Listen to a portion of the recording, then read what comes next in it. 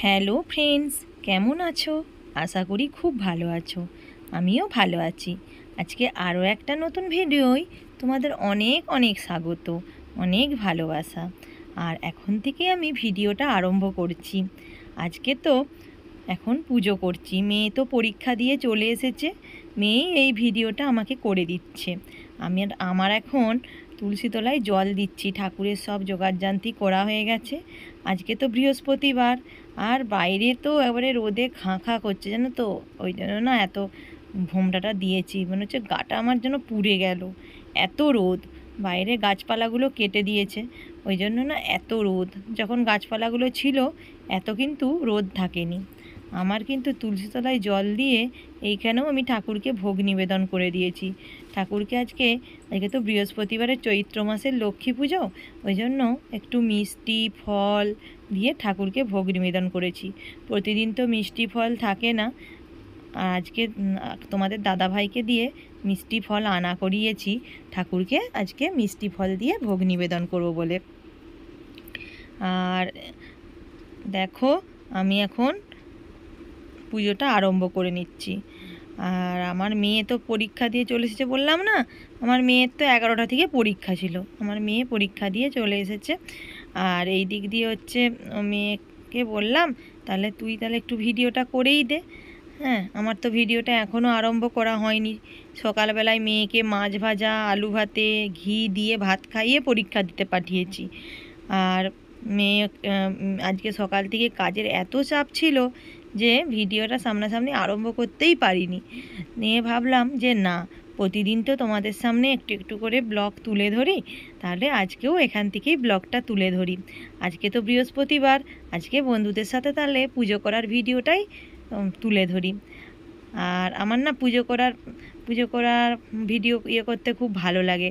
তোমরা আমার পুজো করার ভিডিও তোমাদের কেমন লাগে অবশ্যই কমেন্ট করে জানাবে। হ্যাঁ, তোমরা যারা যারা দিদিভাইরা, দাদাভাইরা, দিদিভাইরা যারা যারা আমাকে কমেন্ট করো, হ্যাঁ, তাদের দিকে অসংখ্য ধন্যবাদ আমার পাশে থাকার জন্য। আমিও তোমাদের পাশে থাকবো। হ্যাঁ, আর খুব ভালো লাগে তোমরা আমাকে আমার যে এইটুকু ব্লগ দেখে যে আমাকে হচ্ছে এত ভালোবাসা দিচ্ছ, হ্যাঁ, এটাই আমার কাছে অনেক। আর আমিও তোমাদেরকে ভালোবাসা দেব, আমিও তোমাদের পাশে থাকব। দেখো, এরপরে তো লক্ষ্মীর ঘরটা পেতেছি। লক্ষ্মীর ঘরটা পেতে ঠাকুরের ঘটের উপরে পান, সুপরি, তারপরে কলা, এইসব মানে দিলাম। আর অন্যবারে কলাটা থাকে না বলে দিই না, আজকে কলাটা ছিল ওই জন্য দিলাম। তারপরে হর্তুকি, তারপর অনেক কিছুই দিলাম ঠাকুরের যা যা দিতে হয়, বাতাসা, আলো চাল, মানে একে একে ঠাকুরের মন্ত্র বলছি আর ঠাকুরকে হচ্ছে দিচ্ছি। আর আমার মেয়ে দেখছো তো ক্যামেরা করছে, চারদিকে ঘুরিয়ে ঘুরিয়ে ক্যামেরা করছে।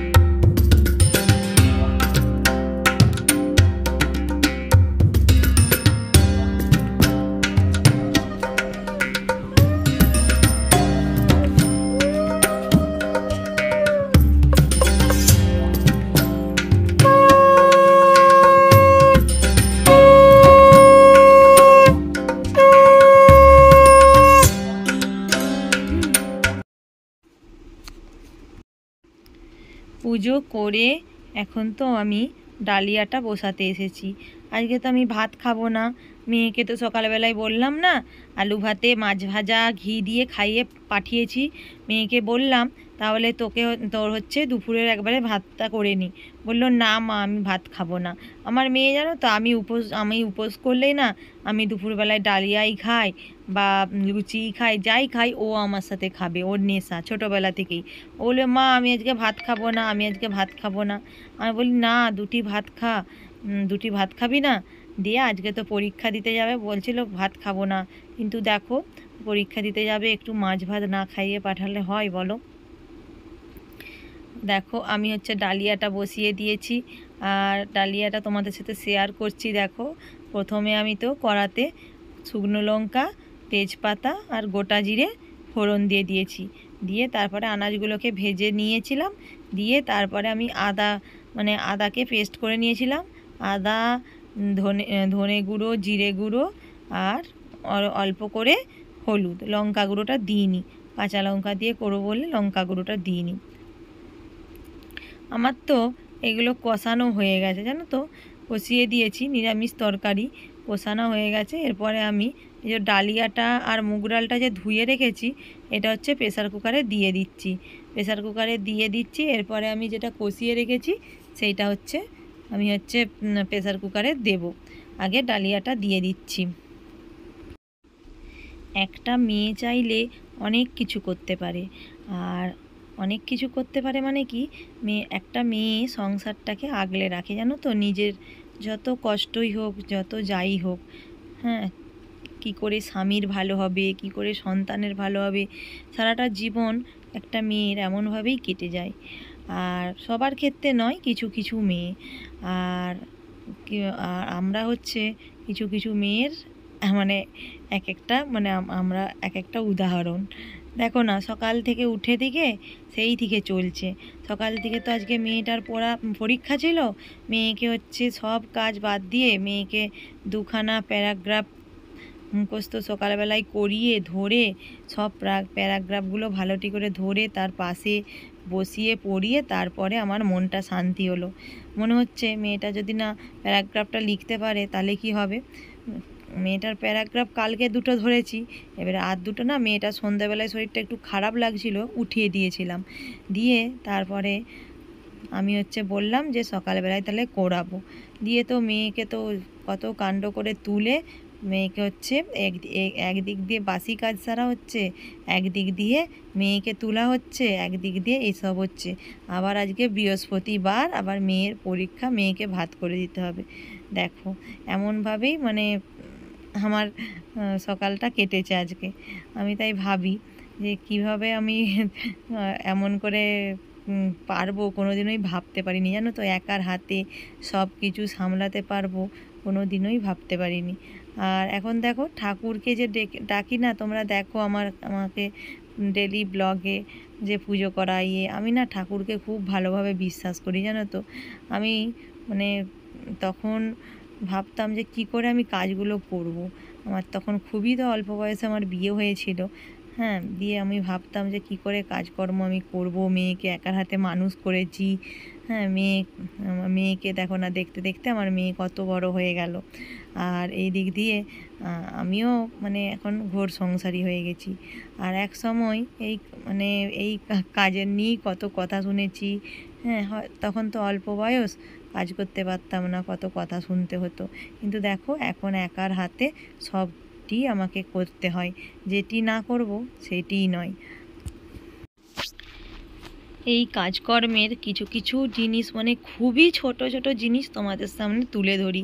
সব কিছু তো তুলে ধরা সম্ভব নয়, কারণ একা ভিডিও করি, একা এডিট করা, সবটুকু একা। তোমাদের দাদাভাইকে দোষ দেবো না, তোমাদের দাদাভাইয়ের তো কাজ আছে না, সেও তারও প্রচুর কাজের প্রেশার। সে যে আমার যে একটু থাম্বনেল বসিয়ে দিবে বা কিছু, হ্যাঁ, সে একদমই সময়ই পায় না, তারও তো কাজের সে ব্যস্ততা। ওই জন্য না আমি থাম্বনেল হয়তো আমার ঠিকঠাক, আমি তার থাম্বনেল বানাতে পারি না, জানো তো, ঠিকঠাক, হ্যাঁ, কিন্তু এমনভাবেই আমি ভিডিওগুলো করি আর চেষ্টা করি। আর আমার না আমি যখন ইউটিউবটা তোমাদের দাদাভাই মেয়েটার নামে খুলে দিয়েছিল, জানো তো, দিয়ে ভেবেছিল ঝঁকে পড়ে এক সময় করেছিল, তখন তো সবাই ইউটিউব করতো, ইউটিউবটা তখন খুব প্রচলন ছিল। দিয়ে তারপরে না তোমাদের দাদাভাইয়ের প্রচুর কাজের প্রেশার পড়ে গেল, তারপরে না ও সময় দিতে পারছিল না। তখন একদিন আমি তোমাদের দাদা ভাইয়ের কাছ থেকে এডিট করাটা শিখলাম, হ্যাঁ, যে না আমি যখন চ্যানেলটা খোলা হয়েছে আমি তাহলে ভিডিওটা ছাড়বো।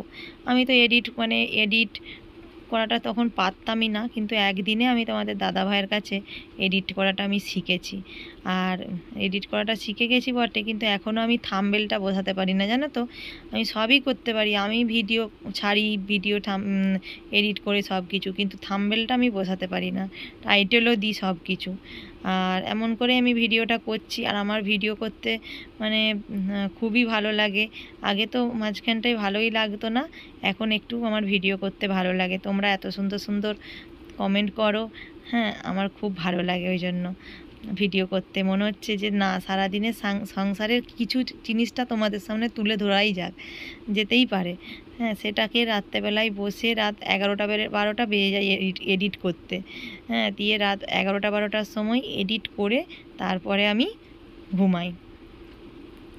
এত ক্লান্ত, সারা দিন সকাল থেকে ঘুম থেকে উঠে যে সারাটা দিন চলে, তারপরেও না মানে আমার এডিট করে আনন্দ করে এডিট করি যে না, কালকের ভিডিওটা ছাড়বো। দেখো ডালিয়া তো আমার তৈরি, আর ডালিয়ার সাথে তো ভাজাভুজি করেইছি। আজকের ভিডিওটা এখানেই শেষ করছি। ভালো থেকো, সুস্থ থেকো, আবার আসবো নতুন একটা ভিডিওর সাথে।